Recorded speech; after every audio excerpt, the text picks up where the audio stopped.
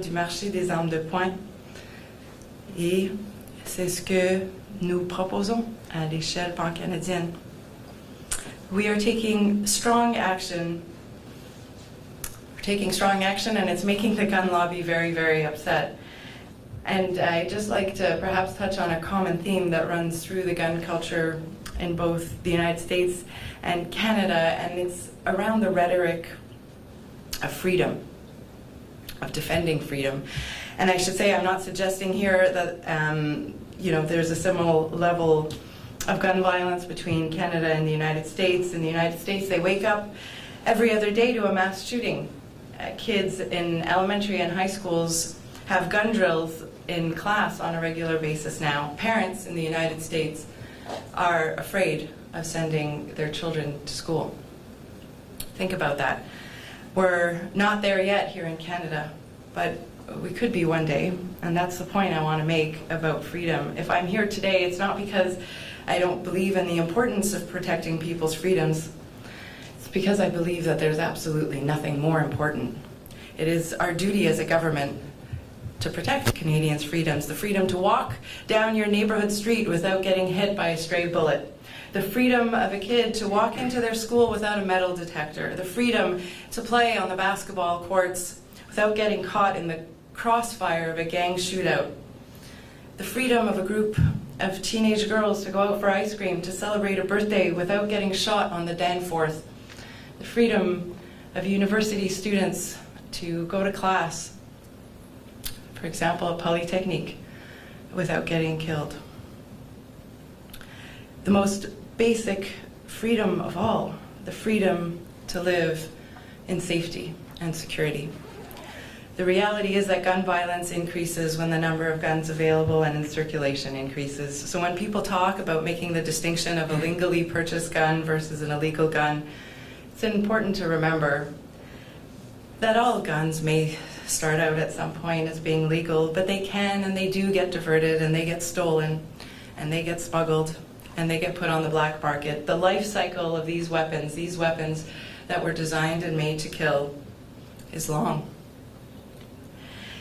It's why we've strengthened the rules around gun licenses. It's why we've provided more tools and funding to law enforcement at the border to fight gun smuggling. It's why we've invested millions to address the root causes of gang violence. Mais j'aimerais parler un moment d'une autre mesure qui me tient particulièrement à cœur. C'est l'interdiction de 1500 modèles d'armes d'assaut et la mise en place d'un programme de rachat obligatoire. Cette mesure est significative pour moi pour plusieurs raisons. C'est la première politique sur laquelle j'ai travaillé suite à mon élection en tant que députée d'Outremont. Voyez-vous, c'est dans ma communauté d'Outremont que s'est produite, il y a maintenant 23 ans, la tuerie de Polytechnique, où 14 femmes ont été tuées avec une arme d'assaut. L'arme utilisée dans ce massacre est maintenant interdite. J'étais une jeune fille à l'époque de cette tragédie et ça a marqué ma vie. Je tiens donc, en terminant, à souligner le travail de tous ceux qui militent pour un meilleur contrôle des armes à feu partout à travers le Canada. Et j'aimerais souligner en particulier le travail de Police se souvient, qui se bat sans relâche depuis des décennies pour un meilleur contrôle des armes. Et je m'engage à poursuivre ce travail à vos côtés. Maintenant, pour nous parler plus en détail de notre annonce d'aujourd'hui, ça me fait plaisir et honneur de passer la parole à notre ministre de la Justice, David Lametti.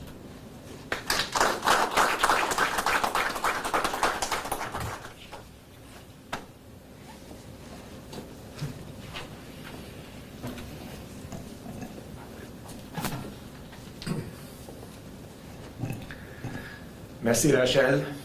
Bonjour, good morning. Je reconnais que nous sommes sur le territoire ancestral de Kanien'kehá:ka de la nation Mohawk. C'est particulièrement approprié de souligner que Montréal est aussi un lieu de rencontre historique pour plusieurs Premières Nations.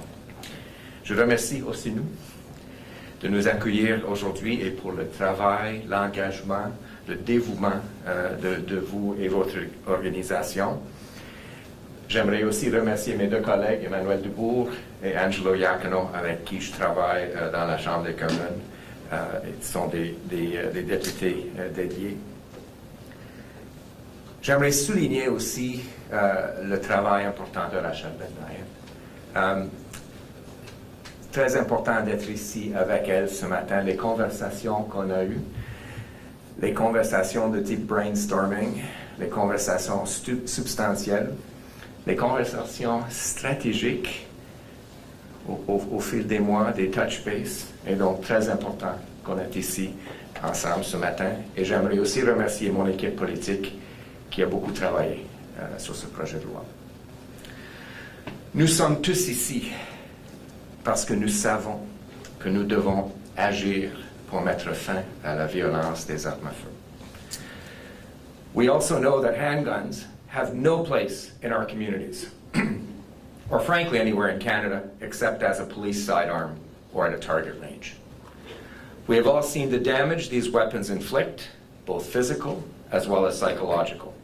A community that doesn't feel safe isn't safe. Je suis Montréalais. Je me souviens où j'étais le 6 décembre 1989. Je réalise trop bien les dommages que les armes à feu peuvent causer dans nos communautés. Être en sécurité, c'est aussi se sentir en sécurité. Notre gouvernement a écouté les groupes comme celui d'Océnou, comme Police se souvient, et beaucoup d'autres. Vous nous avez poussés à faire mieux. Nous sommes reconnaissants de vos efforts et de votre travail. Mais le moment est venu d'agir. Plus tôt cette année, nous avons présenté le projet de loi C-21. Ce projet de loi comprend les mesures les plus importantes de contrôle des armes à feu depuis une génération. Principalement, un gel national des armes de poing, l'interdiction de vendre, d'acheter ou de transférer les armes de poing au Canada. C'est une mesure primordiale pour protéger la communauté. Je suis donc satisfait d'annoncer que le gel entre en vigueur aujourd'hui. In order to ensure our communities are as safe as possible, I'm pleased to announce that effective today, the regulations to bring that freeze into effect are now in force.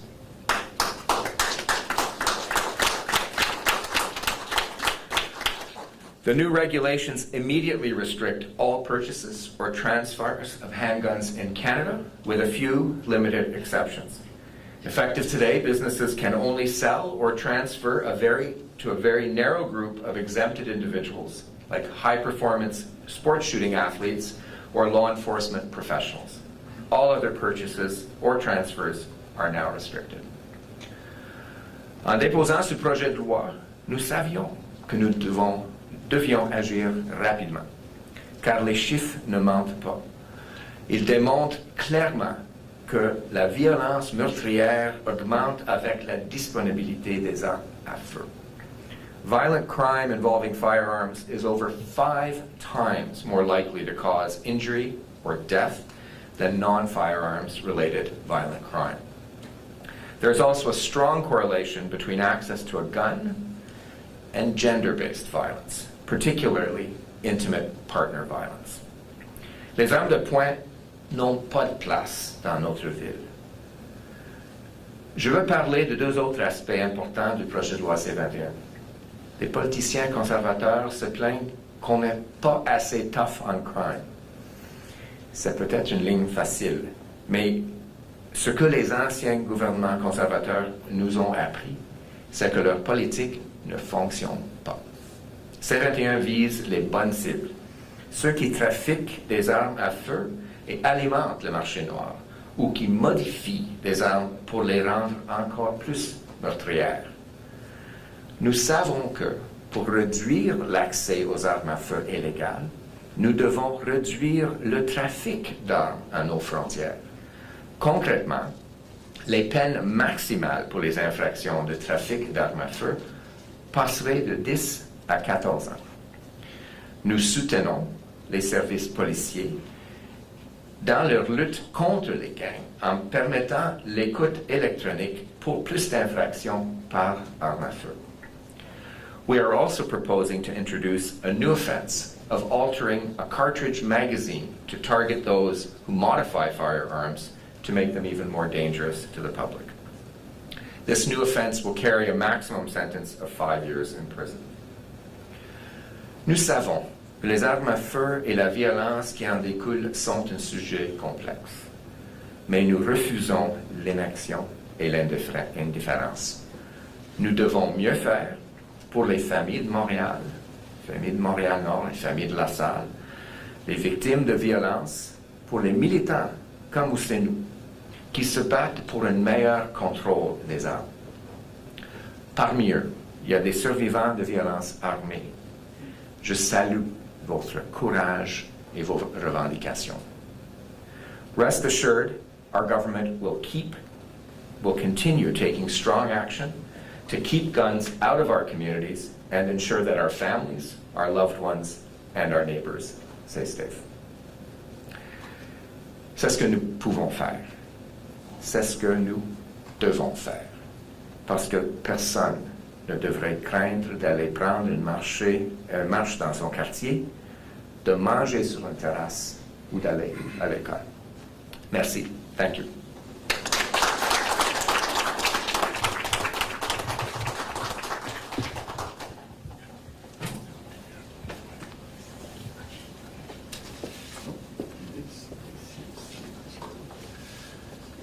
Donc, nous allons passer à la période de questions et réponses. Merci, Monsieur le député. Alors, oui, effectivement, on va passer à la période de questions. Pour donner la chance à tout le monde de participer, veuillez vous limiter à une question et une question de suivi. Veuillez commencer votre question en vous identifiant et en nommant l'organisme de presse que vous représentez. So to give everyone a chance to participate, please limit yourself to one question and one follow-up. Please begin your question by identifying yourself and naming the media outlet you represent. Alors, première question.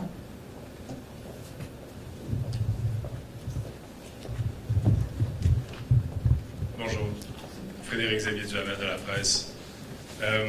Il y a plusieurs groupes de pression en ce moment pendant les consultations sur C21 là, qui veulent élargir à C21, notamment des groupes de tir sportif. Je pense à IPSC, je ne suis pas certain d'avoir le bon acronyme, et il y a, qui disent il y a quelques jours, là, on disait qu'il y avait des ouvertures de certains partis d'opposition à élargir les exceptions. Puis il y a des groupes qui s'inquiètent de ça, qui disent qu'une exception pour IPSC, par exemple, pourrait rendre le projet, faire du projet de loi une coquille vide, en fait, parce que l'accès aux armes à feu serait élargi. Qu'est-ce que, votre interprétation, qu'est-ce que ça ferait en sorte s'il y avait une exception pour IPSC ou des groupes du genre? Merci d'abord pour la question très importante. On n'a rien contre les vrais sportifs et donc on a visé les concours qui sont établis par les comités olympiques et paralympiques. Et on va sauver le processus parlementaire, évidemment,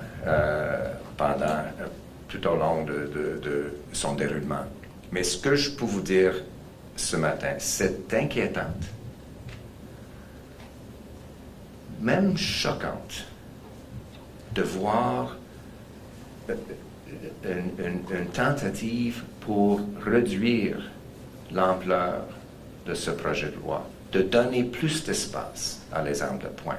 On est exactement ici pour réduire le nombre d'armes de poing sur nos rues. Et donc, je trouve très inquiétante qu'une partie politique du Québec, qui se disent qu'ils viennent du Québec, qui voudraient servir des Québécois, ou bien un autre membre d'un autre parti ici au Québec, qui se décrit comme québécois, de travailler contre ce projet de loi, parce qu'on est ici pour les Québécois, pour les Canadiens, pour réduire le nombre d'armes de poing dans nos rues.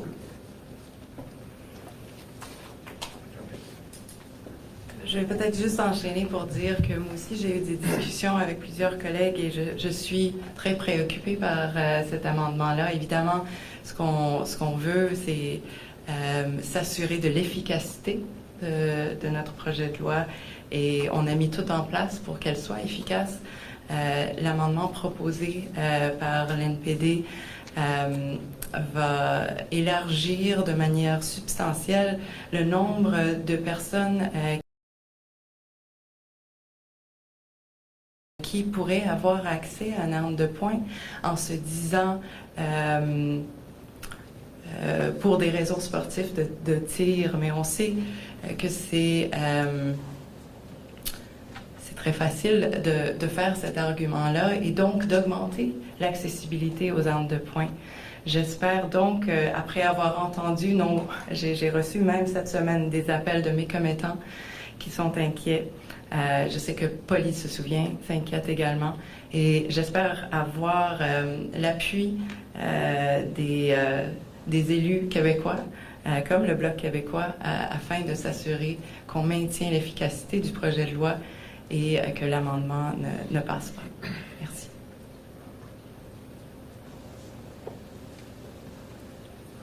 Merci. Prochaine question.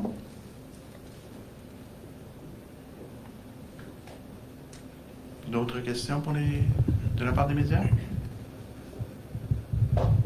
Sinon, ça conclut la période des questions. Alors, this concludes today's event. If you have any additional questions, please email the Public Safety Media Relations Services team at media@ps-sp.gc.ca. Alors, ceci conclut l'événement d'aujourd'hui. Si vous avez des questions, veuillez envoyer un courriel à l'équipe de services de relations avec les médias de sécurité publique à media@ps-sp.gc.ca. Merci à tout le monde de vous être joint à nous.